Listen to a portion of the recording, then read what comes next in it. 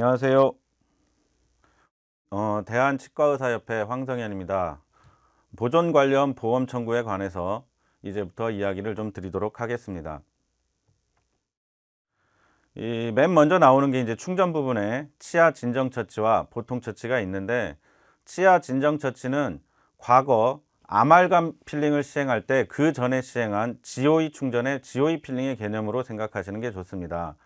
GOE를 먼저 필링해 놓고 며칠 후에 그 일부를 제거하고 GOE 베이스를 만든다거나 해서 아말감을 충전할 때 사용하는 게 치아 진정 처치라고 생각하시면 되고, 맨 처음 나온 것처럼 임시 충전하는 경우에 또 재료 별도 산정할 수 없음, GOE 필링할 때 GOE 재료대를 별도 산정할 수 없다, 이 개념으로 받아들이시면 됩니다.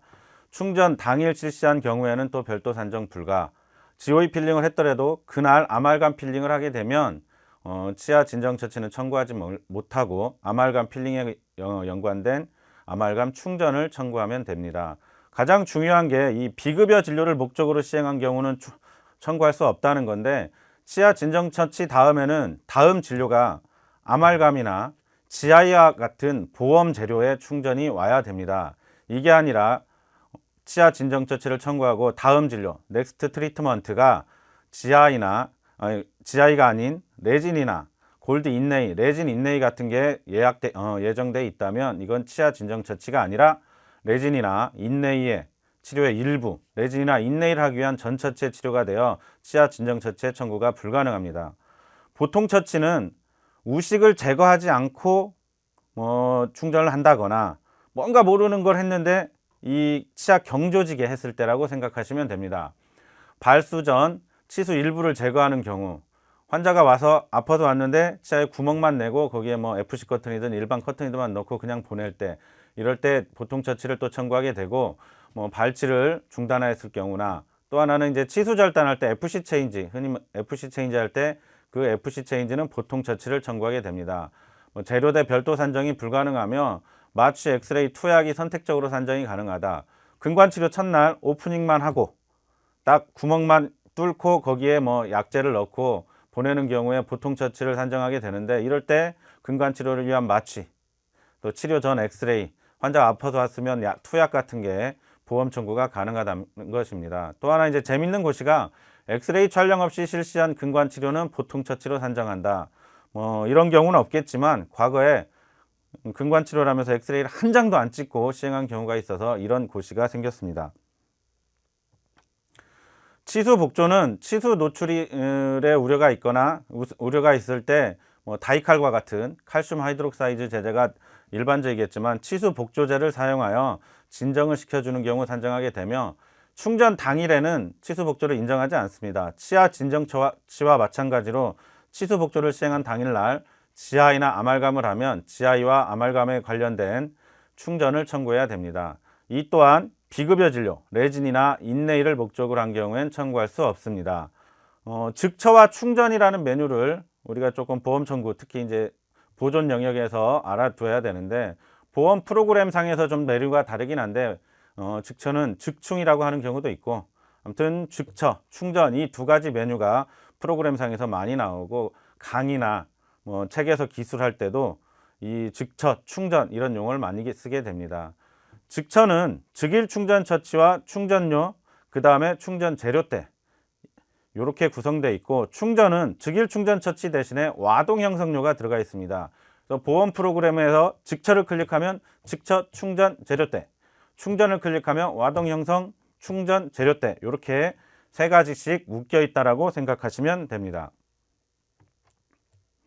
즉일 충전 처치는 충치를 제거한 당일날 지아이나 아말감 같은 충전을 완료하는 경우 산정하게 되며, 마모증 상병도 이 즉처의 산정이 가능합니다. 치경부 마모증을 할지라도 즉처의 산정이 가능하며, 치아 진정 처치, 보통 처치, 치수 복조 등은 앞서 이야기했듯이 별도로 청구가 불가능합니다.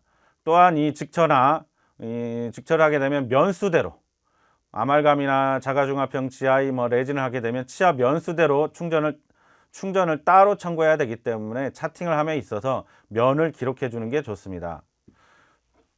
충전은 사전에 치아 진정처치나 치수 절단, 근관 치료 등을 한 후에 와동을 막아주는 경우인데, 다시 말해서 직천은 오늘 한 번에 끝내는 겁니다.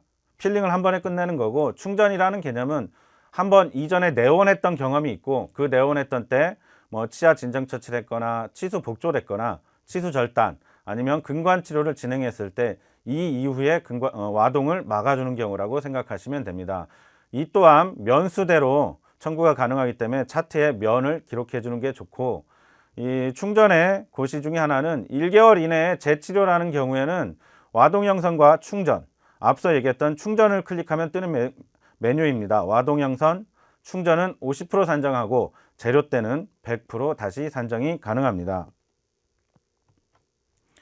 금속 강화형 시멘트의 인정 여부는 이 미라클 믹스, 과거에는 미라클 믹스가 많이 쓰였는데 요즘은 캐탁 실버, 아말감 가루가 들어간 GI라고 생각하시면 되겠는데, 이 금속 강화형 시멘트를 쓴 경우에는 이것도 면수대로 산정을 하게 되면 이거에 재밌는 거는 GI임에도 GI는 보통 레진 충전을 청구하게 되는데 아말감 충전으로 산정하도록 고시가 있습니다. 또한 지대치 축조 및 유치 충전용으로 사용하라고 되어 있기 때문에 현재 고시상에선 영구치에 캐탁 실버나 미라클 믹스를 사용한 경우에는 인정이 안 될 가능성이 있습니다. 이 지대치 축조는 근관 치료 후 코어 형성을 생각하시면 됩니다. 충전물 연마는 치아당 산정을 하게 되면, 아말감은 과거 교과서에서 배웠듯이 아말감이란 재료가 완전히 굳는데 하루 정도 걸리기 때문에 충전 다음 날부터 산정이 가능하며, GI나 레진은 충전 당일 산정이 가능합니다. 근관 치료 후 보철물을 제작하는 경우 산정 불가는 충전을 해놓고 반짝반짝 광을 낼 필요 없이 크라운 프랩을 하면서 다 갈아내기 때문에 이럴 때는 산정이 불가능하다라고 고시가 있습니다. 따라서 근관 치료 후에 크라운이 예정되어 있지 않는 경우라면 우리가 간혹 충전물 연마를 시행할 수 있습니다.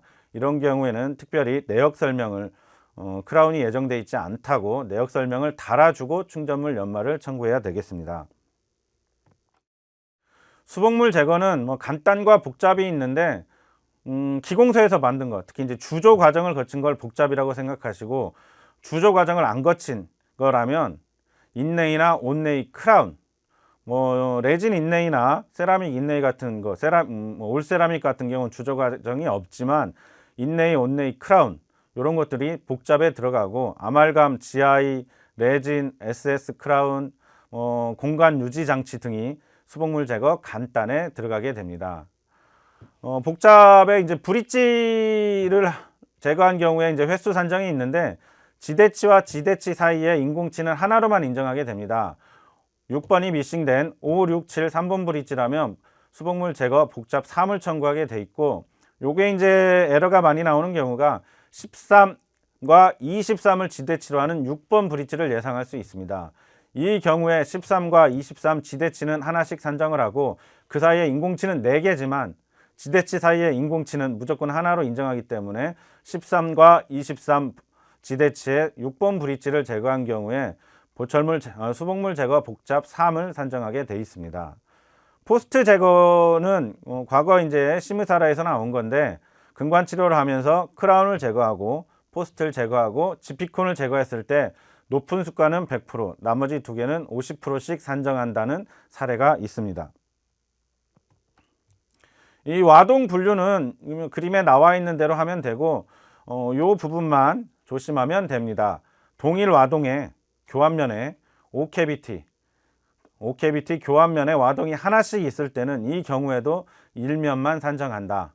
동일면에 와동이 여러 개일지라도 같은 면이기 때문에 1면만 청구한다. 이 부분만 고려하시면 됩니다. 또 하나 고려하실 게 MON-DO가 되겠습니다. MOD 3면이지만 이 치질 보존을 위해서 리치를 아껴두면서 양쪽으로 와동을 봤을 때는 MON-DO는 4면의 청구가 가능하게 됩니다.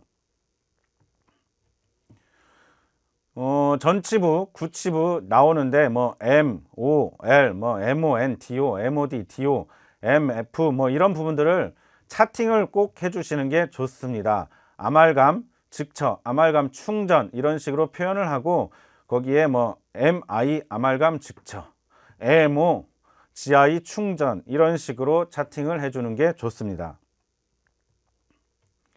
지각과민 처치는 이 치아가 시릴 때 시리지 말라고 해주는 건데 보통 일치당 일반적으로 하루에 일치당 인정인데 하루에 6개까지 인정이 되며 일주일 간격으로 2, 3회 정도 인정된다고 생각하시면 됩니다. 딱 정해진 건 없는데 너무 일상적으로 지각과민 처치가 청구되면 문제가 됩니다.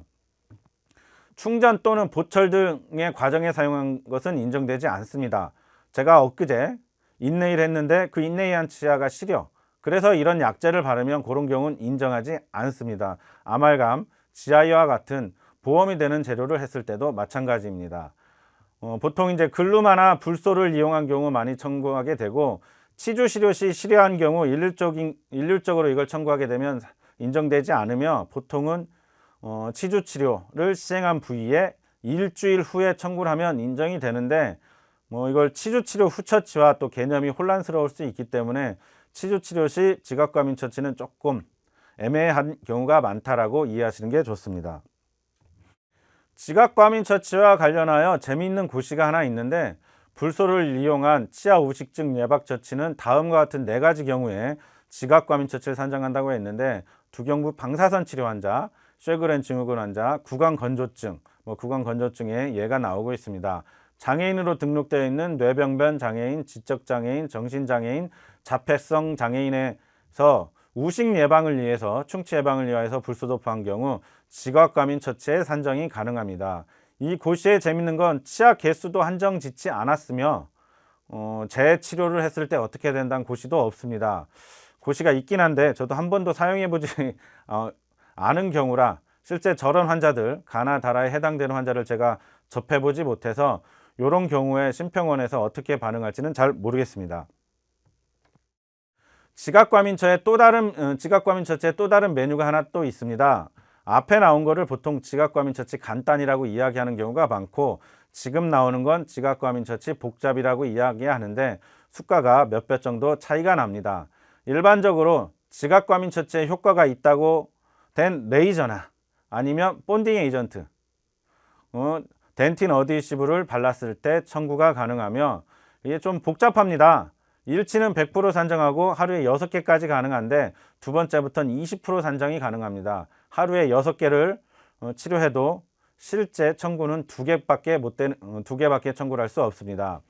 앞서 나온 것과 비슷한데 치주 치료, 충전 치료, 보철 치료 등을 했을 때는 인정하지 아니하며 1일 1회에 한정하여 산정하며 6개월 이내에 또 재실시하는 경우 인정하지 않고 있습니다.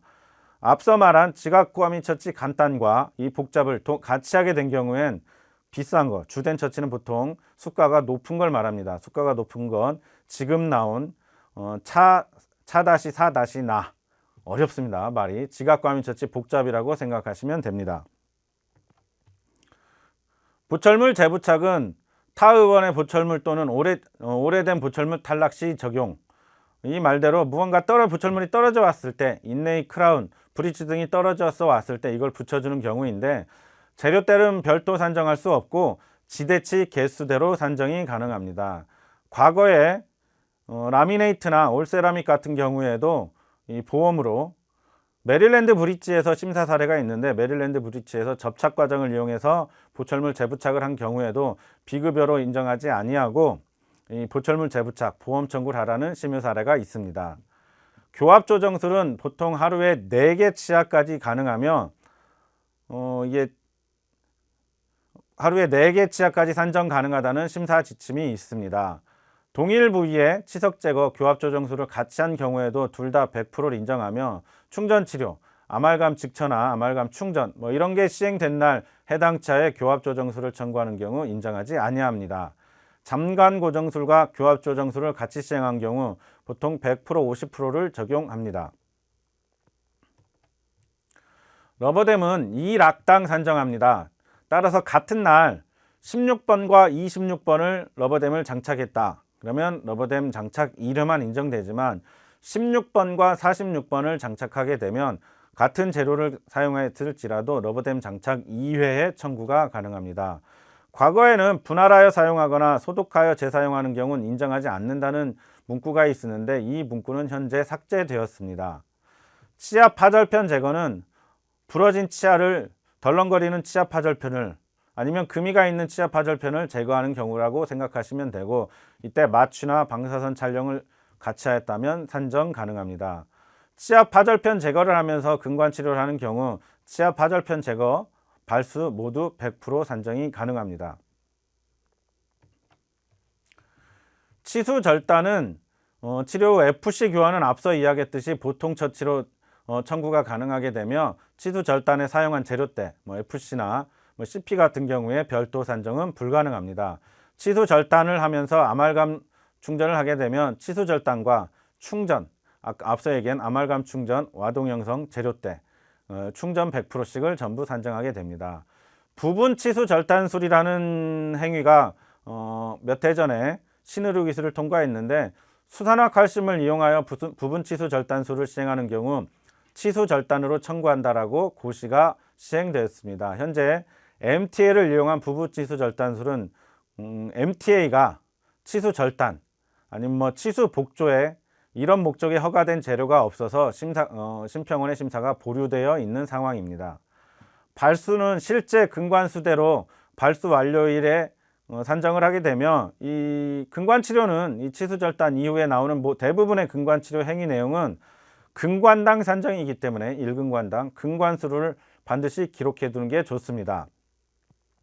발수 당일은 근관 세척의 청구가 불가능하며, 발수와 구강 내 소염술을 같이 시행한 경우 100% 50% 청구가 됩니다. 근관 와동 형성은 그냥 발수를 하게 되면 같이 따라 붙는 행위라고 생각하시면 됩니다. 발수를 클릭하면 무조건 근관 와동 형성이 뜨도록 보험 프로그램이 세팅되어 있으면 됩니다. 바보도 브루치는 발수라는 행위와 연관된 기구라고 생각을 하시고, 발수 당일 바보도 브로치를 사용하면 바보도 브로치를 청구할 수 있습니다. 발수 당일은 근관 확대 산정이 가능한데, 밑에 나오는 리머나 파일은 뒤에서도 이야기했지만 발수를 이용한 기구가 아니라 근관 확대를 이용한 기구입니다. 근관 확대는 근관 치료 과정 중 2번 산정이 가능하며, 근관 확대 시 파일이나 리머, 라이타입 파일을 사용하면 제일 비싼 걸 하나 청구하시면 됩니다.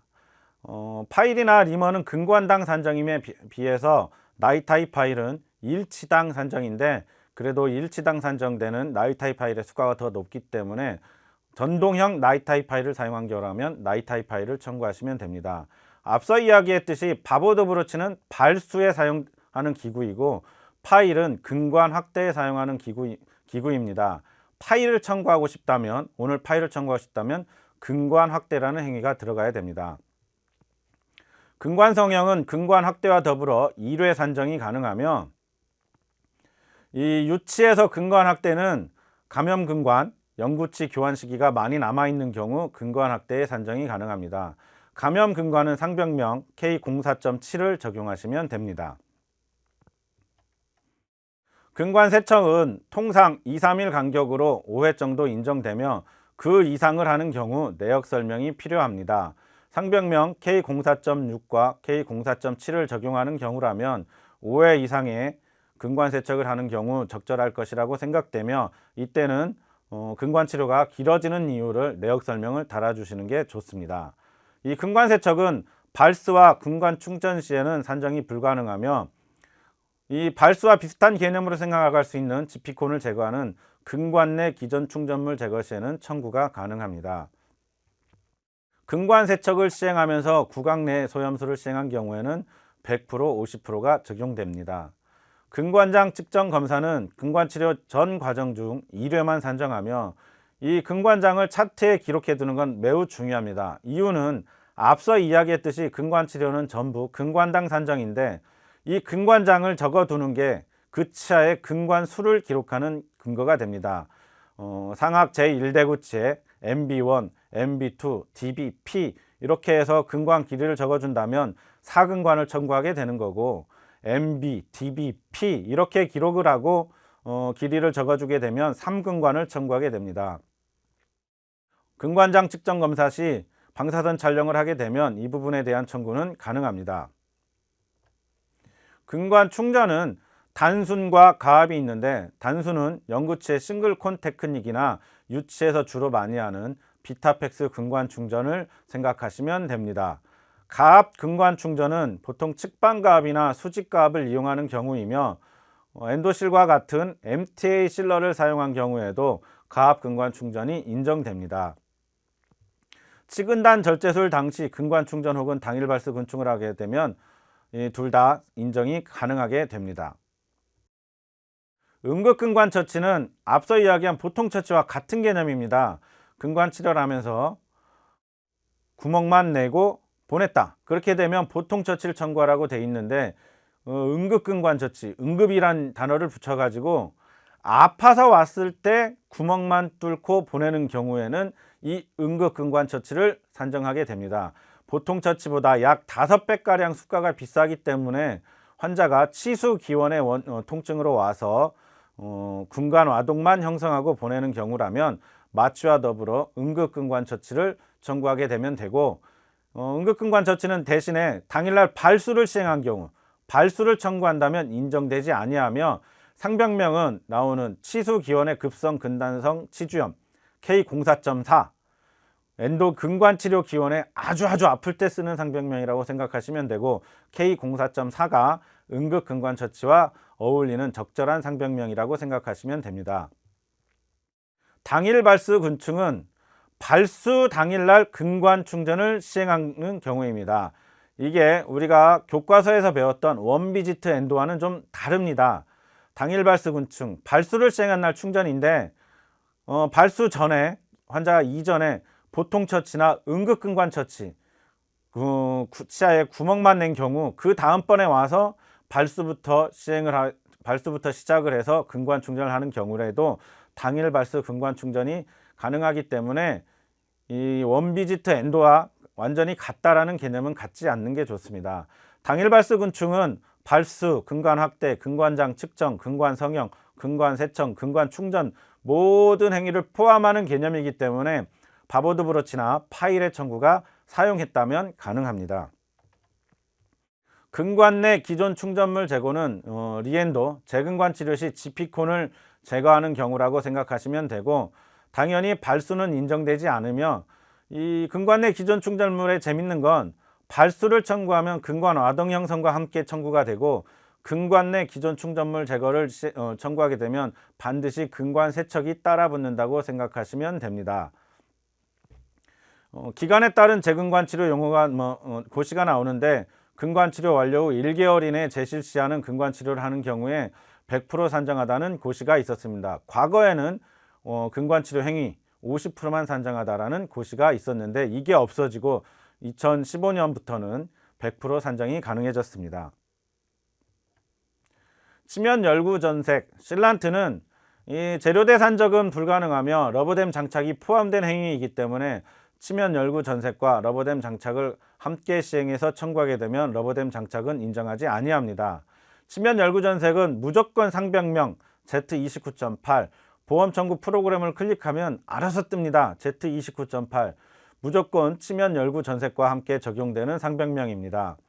8세 미만 가상과 같은 경우는 프로그램상에서 보험 프로그램에서 알아서 해주는 거기 때문에 굳이 신경 쓰지 않아도 되며, 만 18세 이하에서 교환면이 우식 등에 이완되지 않은 경우 제1대 구치와 제2대 구치에서 산정이 가능하며, 2017년 10월 1일부터 일반적인 본인부담금이 보험치료행위의 본인부담금이 30%인데 치면 열구 전색은 10%로 변경되었습니다.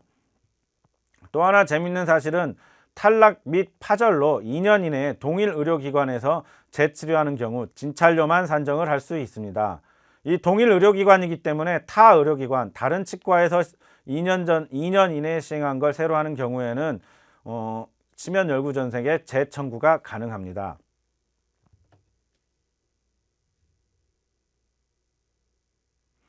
지금까지 보존 관련에 대한 보험 청구에 대해서 이야기하였습니다. 감사합니다.